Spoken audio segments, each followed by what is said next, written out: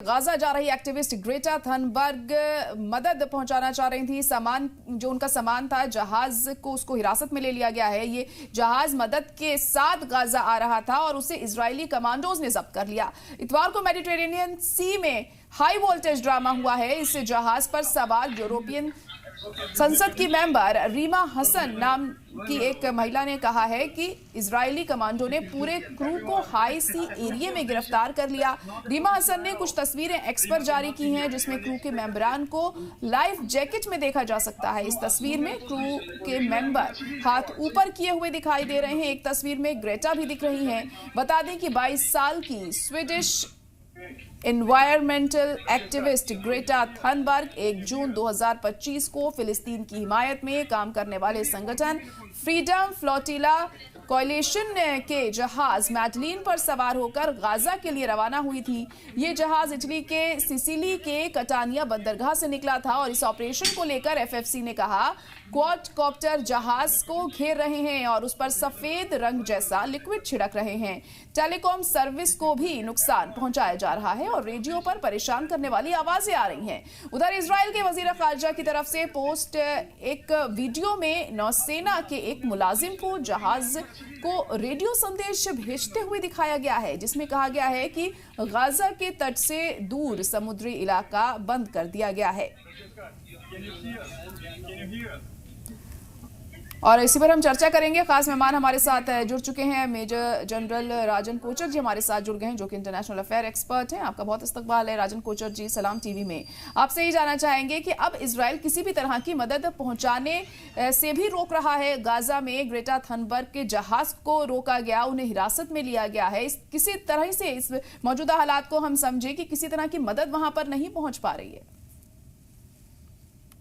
देखिए, धन्यवाद आपने मुझे इनवाइट किया इस डिस्कशन के लिए। बहुत अहम है ये जी। क्योंकि जो गाजा ह्यूमैनिटेरियन फाउंडेशन है उसकी भी मदद आगे नहीं भेजी जा रही है और जो भी रिलीफ का जो सामान आया हुआ इजिप्ट बॉर्डर पे रफा क्रॉसिंग पे उसको उसको रिलीज कर रहे हैं, आहिस्ता आहिस्ता कर रहे हैं, पर वो पहुंच नहीं पा रहा है जहां पे उसको जाना है। और फायरिंग भी हो रही है साथ साथ। देखिए, अब जब आप एक ह्यूमैनिटेरियन एड को भेजते हैं आपको एक विंडो देना पड़ता है, वहां पे कोई भी फायरिंग ना हो और इस तरीके की चीज ना हो। और ये जो इंसिडेंट हुआ है ये हाई सीज पर और ये इंटरनेशनल वाटर्स पे हुआ है, तो ये एक क्लियर वायलेशन दिखाता है कि अगर कोई शिप आ रही है उनको एड देने के लिए, और खास तौर पे ये अगर एक दूसरी एक यूरोपियन कंट्री की है जो इस लड़ाई में जिनका कोई भी इसमें रोल नहीं है, तो उस शिप को रोकना नहीं चाहिए था। उसकी इंक्वायरी करनी चाहिए थी, क्या उसको परमिशन थी आने के लिए, और अगर उसको परमिशन थी आने के लिए तो गाजा एड जो लेके आए हैं वो बांटने के लिए प्रॉब्लम क्या है। अभी एक लार्जर इशू मुझे ये नजर आ रहा है कि इजराइल जो जिस टाइप का दबाव गजा में डालने की कोशिश कर रहा है, वो अभी आप हॉस्पिटल्स को भी देख लीजिए और बाकी हेल्थ आपके इश्यूज हैं, फैमिली इश्यूज हैं। अभी मुझे ऐसा लगता है कि ये एक ऐसी कंडीशन क्रिएट की जा रही है वहां के लोगों के लिए कि वो जबरदस्ती गाजा को छोड़ने पे मजबूर हो जाए। देखिए, और क्या मकसद हो सकता है। अगर मैं एक इजरायली हूं, अगर मैं उनके शूज में आके मैं बात करूं कि अगर मैं उनकी तरफ से ये चीज को अगर समझूं तो मुझे बहुत एक क्लैरिटी नजर आती है कि जिस तरीके की मकसद या स्ट्रेटजी अभी इजराइल डिफेंस फोर्सेस ले रहे हैं, बिकॉज फायरिंग भी हो रही है, हमास के लीडर्स को भी मारने का दावा किया जा रहा है और ह्यूमैनिटेरियन एड को रोका जा रहा है। तो क्या वजह हो सकती है अगर एक देश एक आम नागरिक के लिए ह्यूमैनिटेरियन एड को रोक रहा है? क्योंकि वो तो हमास नहीं है, वो तो टेररिस्ट नहीं है जहां पे एड जा रही है, वो तो पैलेस्टीनियंस ही है। तो इसका मतलब बहुत बहुत साफ है और एक क्लैरिटी नजर आ रही है कि वो नहीं चाहते कि वहां पे एड टाइम पे पहुंचे जी और एक ऐसी सिचुएशन डेवलप हो जाए वहां पे जहां पे ऑलरेडी वहां से पलायन करने की जरूरत आ जाए। और ऑलरेडी रिपोर्ट्स आ रही हैं, काफी तादाद में लोग गजा को छोड़ रहे हैं। बिकॉज कोई भी अगर आप देख लिया, अगर हम भी अगर वहां पे पैलेस्टीनियंस की जगह होते और इस तरीके का अगर हमारे साथ भी व्यवहार किया जाता तो हम कितनी देर तक वहां रह सकते हैं। बिकॉज हमको भी अपनी सर्वाइवल का सोचना है और हमारी फैमिली का, हमारे बच्चों का।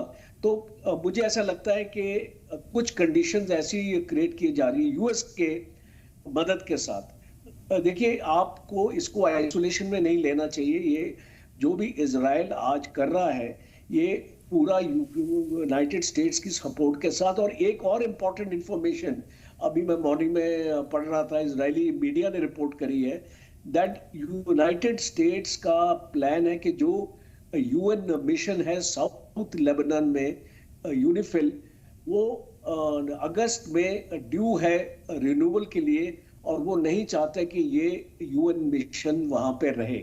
जी और इसके बाद मैं इसका देखता हूं कि ये सीरिया में भी जो यूएन मिशन है वो भी शायद विड्रॉ हो जाएगा। तो आप एक अगर आप इनको जोड़ें, आप इन पूरी स्ट्रैटेजी को जोड़ें तो आपको समझ आ जाएगा कि यूनाइटेड स्टेट्स ये पूरे एरिया पे और इजराइल की मदद से इस पूरे एरिया को डोमिनेट करना चाहता है और इसको कंट्रोल करना चाहता है। बिकॉज इसमें इकोनॉमिक इंटरेस्ट आपके मिले हुए हैं। आप जब ट्रम्प का कोई भी फैसला देखते हैं तो आपको उसको एक इकोनॉमिक एंगल से भी आपको देखना पड़ेगा, एक जियोपॉलिटिकल एंगल से कि सिर्फ उसके एंगल से नहीं देखना पड़ेगा।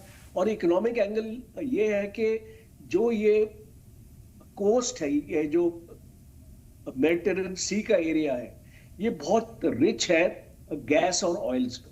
और ऑलरेडी हाइफा में हमने देखा हुआ है, हाइफा पोर्ट में 3 अमेरिकन कंपनीज काम कर रही हैं। इसको रिगिंग का काम हो रहा है, ऑयल ड्रिलिंग का काम हो रहा है। और अमेरिका चाहता है कि इसको एक्सपैंड किया जाए और पूरा गाजा का जो कोस्ट लाइन है उसको डेवलप किया जाए, एक वहां पे इंफ्रास्ट्रक्चर क्रिएट किया जाए जहां से अमेरिका का बिजनेस, अमेरिका की कंपनीज आ सके वहां पे और वो ये सारी चीजें कर सके। तो ये एक कॉन्फ्लिक्ट ऑफ इंटरेस्ट मुझे नजर आ रहा है, इसलिए मुझे लग रहा है कि पैलेस्टीनियंस के साथ बिल्कुल राजन कोचर जी, देखिए कहा जा सकता है ये सब चीजें एक साजिश के तहत हो रही है, क्योंकि ऐसा पहली बार नहीं है कि मदद पहुंचने से वहां पर इसे रोका गया हो। इससे पहले भी हमने देखा था जब तमाम ट्रक्स वहां पर पहुंचते थे यूएन की तरफ से जब मदद की जा रही थी गाजा में, तब भी इस तरह की चीजें सामने आई थी, महज 2 ही ट्रक पहुंच पाए थे।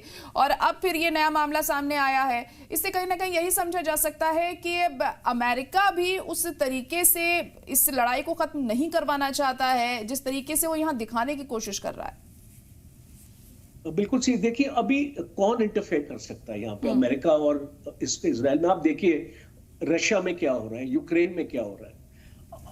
अभी पहली बार यूक्रेन की लड़ाई में सेंट्रल यूक्रेन में असॉल्ट स्टार्ट हो गया रशिया का।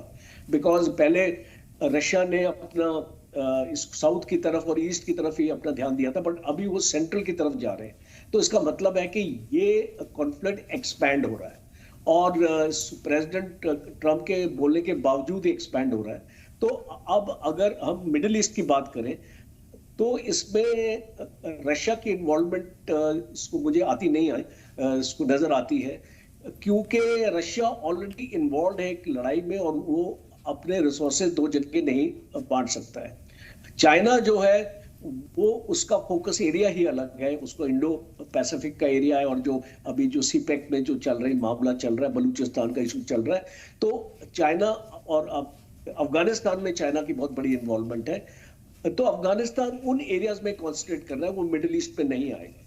तो अभी कौन है, अब जितने भी अरब नेशंस हैं आपने देख लिया कि उनका बर्ताव क्या है। और इस बार ट्रम्प अपनी विजिट पे भी गए थे 3 अरब देश के साथ। सीरिया भी कंट्रोल में आ चुका है अमेरिका के।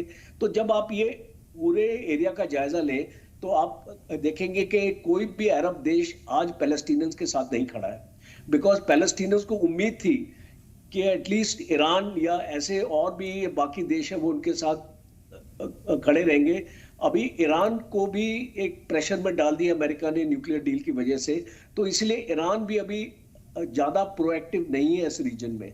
और लेबनान से अगर आप यूएन की फोर्सेस को निकाल रहे हैं तो इसका मतलब है कि आपका नेक्स्ट ऑफेंसिव जो अभी इजराइल प्लान कर रहा है, जो मुझे ऐसा लग रहा है कि अभी ये कॉन्फ्लिक्ट एक्सपैंड होने वाला है और ये गजा तक नहीं रहेगा, आपका साउथ लेबनान में भी अभी ये जाएगा। क्योंकि एक बार जब आपका बफर जोन की जो सैंक्टिटी है, जो एक यूनाइटेड नेशन ने एक बफर जोन वहां बनाई थी, उसकी अगर सैंक्टिटी खत्म हो जाएगी तो एक आपको अंदेशा ये रहेगा कि इजराइल डिफेंस फोर्सेस कोशिश करेंगे ये पूरे बफर जोन को कैप्चर करने के लिए साउथ लेबनान में, और इसकी बहुत पॉसिबिलिटी नजर आ रही है। बिल्कुल, देखिए दूसरे मुल्कों को भी कहीं ना कहीं इंटरफेयर इसमें करना चाहिए अगर वहां पे हालात बेहतर करने हो तो, नहीं तो यही सब चीजें इसी तरह से चलती रहेंगी। फिलहाल आपका बहुत शुक्रिया हमारे साथ जुड़ने के लिए।